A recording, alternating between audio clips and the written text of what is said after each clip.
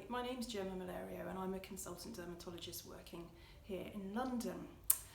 I'm undertaking a project called Pebbles, the Prospective Epidermolysis Bullosa Longitudinal Evaluation Study, and the aim of this project is to look at people with different types of recessive dystrophic EB, one of the main types of EB, to really gain an idea about how their disease progresses naturally over time.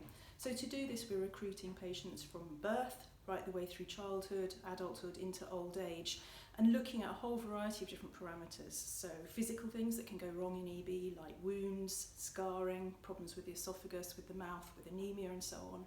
We're looking at subjective things, so people's pain levels, itch levels, their quality of life, how their EB affects them. We're looking at things from the lab, like blood tests or x-rays that they have. And very importantly, we're looking at the costs of looking after someone's EB. For example, getting a very detailed look at how much their dressings cost to do every week or every month. We're also coming back every 6 months in children and repeating that data collection task so we can build up a very detailed picture over time, and in anybody over the age of 12 coming back annually. So as well as a snapshot for what EB is like for a group of individuals with EB, we're also going to have prospective data of very detailed quality that we can look at in the future. Now, the whole reason for doing this is to try and identify things called endpoints. And endpoints are what you might want to look at in a clinical trial, for example, to know whether the intervention that you put in has made a difference or not. So if you have a very good idea about what the natural course of the disease is, you know that if at time point X you put in an intervention or a medication, whatever that is, you can see whether that affects the trajectory of disease and alters the outcome or not.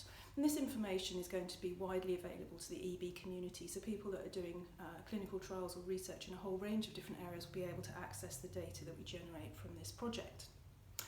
This project is funded by DEBRA UK, and I can't underscore enough how important that funding has been to really get this project up and running, but also now running over quite a number of years and expanding out to other centres, because the more people we can recruit to the study, the more detail and the stronger the information that we gather. So what I really want to say, I think, is a very big thank you to all of you who've helped make this research possible by helping support DEBRA UK. It really will make a big difference to people with EB, because this information is going to be applicable across a whole range of studies in the future.